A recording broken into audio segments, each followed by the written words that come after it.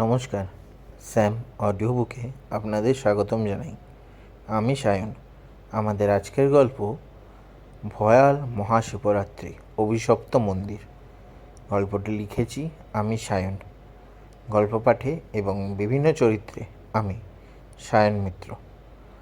শুরু হচ্ছে আমাদের আজকের গল্প ভয়াল মহাশিবরাত্রি অভিশপ্ত মন্দির।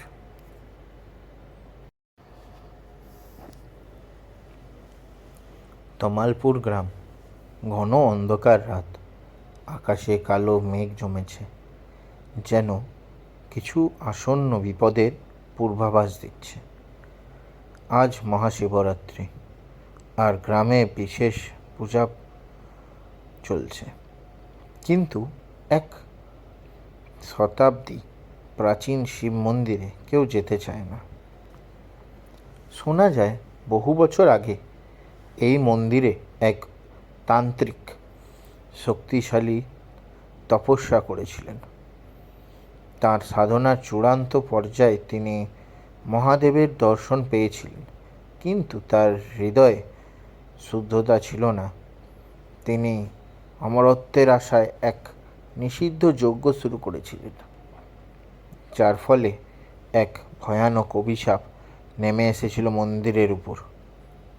এইসব কাহিনী সত্ত্বেও গঙ্গাধর মহারাজ, গ্রামের প্রধান পুরোহিত, তিনি করলেন এবার মহাশিবরাত্রির রাতে সেই মন্দিরে পূজা করবেন বলে।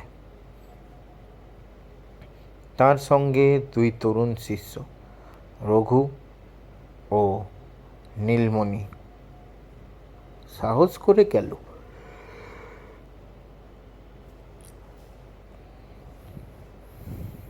রাতের প্রথম ভাগ পর্যন্ত সব ঠিকঠাক ছিল।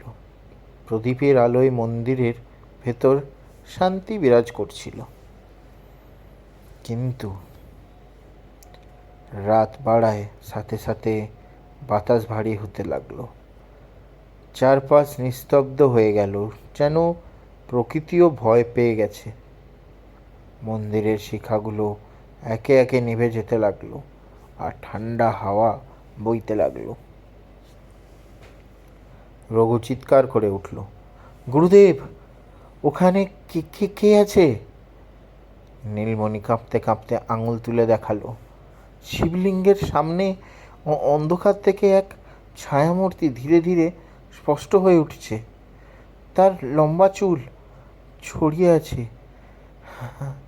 চোখ দুটো লাল হয়ে জ্বলছে, যেন ভিতর থেকে আগুন বেরিয়ে আসছে। তোমরা কেন এখানে এসেছো? এক কর্কশ শব্দ স্বর প্রতিধ্বনিত হলো। গঙ্গাধর কাঁপতে কাঁপতে বললেন, মানে এই মন্দির অভিশপ্ত নয়।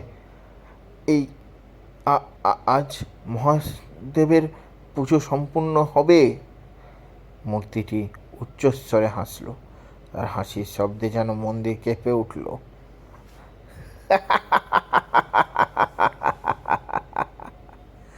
তুমি জানো না এ মন্দির কিসের সাক্ষী? আমি ফিরে এসেছি। আমার যজ্ঞ সম্পূর্ণ। আমায় থামানো যাবে না। হঠাৎ মন্দিরের দেওয়ালে রক্তের মতো এক তরল ফুটে উঠল। সেখানে স্পষ্টভাবে একটি সংস্কৃত লিপি গঠিত হতে লাগলো। যে এখানে মহাশিবরাত্রিতে প্রবেশ করবে, সে আর ফিরে যাবে না। রঘু ও নীলমণি ভয়ে থরথর করে কাঁপছিল। গঙ্গাধর মহারাজ দ্রুত একটি শঙ্খ বাজালেন, কিন্তু মুহূর্তের মধ্যে সেই ছায়ামূর্তিটি ঝড়ের মতো উঠে এলো এবং প্রবল বাতাসে সমস্ত দ্বীপ নিভে গেল। এক মুহূর্তে সব অন্ধকার। পরের দিন সকালে গ্রামের কিছু সাহসী যুবক মন্দিরের দরজায় গিয়ে দেখল সেখানে কেউ নেই। গঙ্গাধর মহারাজ, রঘু, নীলমণি, তাদের কেউই নেই। কেবলমাত্র শিবলিঙ্গের পাশে পড়ে আছে এক প্রাচীন পুঁথি। তাতে লেখা, ওরা ফিরে এসেছে, এবার পালানোর পথ নেই। সেদিন থেকে কেউ আর মহাশিবরাত্রির রাতে মন্দিরের ধারে কাছেও যায় না। মন্দিরের দরজা বন্ধ করে দেওয়া হয়েছে, কিন্তু মাঝে মাঝে রাতের গভীরে শোনা যায় মন্দির থেকে ভেসে আসা সেই তান্ত্রিকের কর্কশ। কিন্তু মাঝে মাঝে রাতের গভীরে শোনা যায় মন্দিরের থেকে ভেসে আসা সেই তান্ত্রিকের কর্কশ হাসি।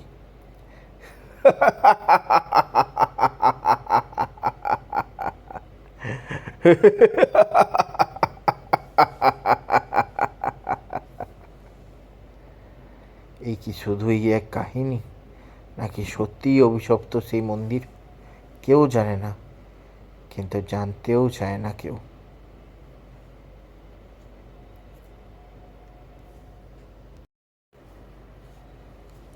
আপনারা শুনছিলেন ভয়াল মহাশিবরাত্রি, অভিশপ্ত মন্দির। গল্পটি লিখেছি আমি সায়ন। গল্প পাঠে এবং বিভিন্ন চরিত্রে আমি সায়ন।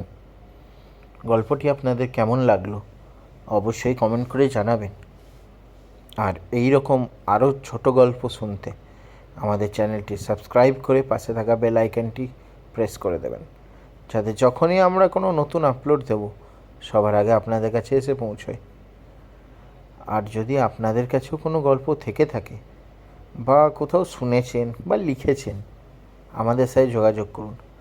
আমরা আপনাদের গল্প স্যাম অডিও বুকে আপনাদের নাম সহ আপলোড করব।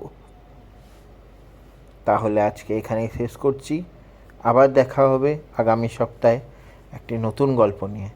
ততদিনের জন্য ভালো থাকবেন, সুস্থ থাকবেন, গল্প শুনবেন, গল্প পড়বেন, গল্প লিখবেন। ধন্যবাদ।